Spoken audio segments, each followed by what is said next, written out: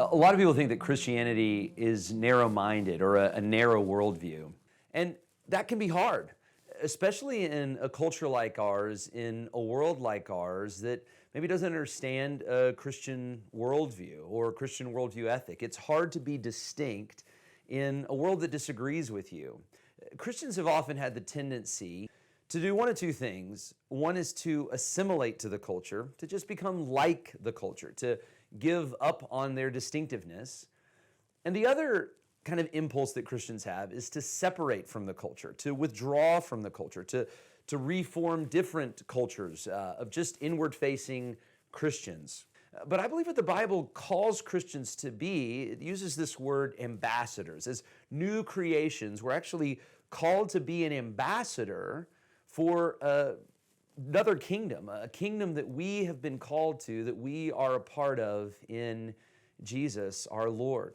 But for a time, we're called to be distinctively present in all of these other kingdoms. And sometimes those kingdoms are very secular. Maybe a kingdom that is of a different religion, like an Islamic culture. It may be a kingdom that is just of some false form of Christianity. And in those other kingdoms, the true followers of Christ are called to be distinctively present as ambassadors for Jesus. The progressive forces of the world, even the gates of hell, can't attack Christianity. But what it does attack is a comfortable understanding of Christianity. What it does attack is a cultural understanding of Christianity. What it does attack is a complacent kind of understanding of Christianity.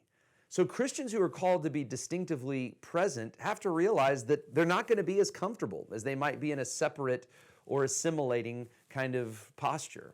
That's exactly what we are called to do, to be students of the Word, to understand the formation of who we are as Christians, and to be students of the culture around us, and understand why the culture around us is making the sorts of decisions that it is making. The problem with this deconstructive age is that no one in this age is positing or putting forward a constructive or a reconstructive vision of what life is to be, what a whole and complete life looks like. But that's exactly what we as Christians should be equipped to do. And one of the things that I think Christians really struggle with is adopting the tone and even impulse of a deconstructive age, only being able to deconstruct the world around us, to be able to say why this is wrong or why that's wrong, without being able to posit why the things that Christians hold to are so right. And so one of our hopes in the embassy and one of our hopes just in your churches and in your communities is that you would know the Word, not in a deconstructive way, not in only a critical way, but in a constructive way.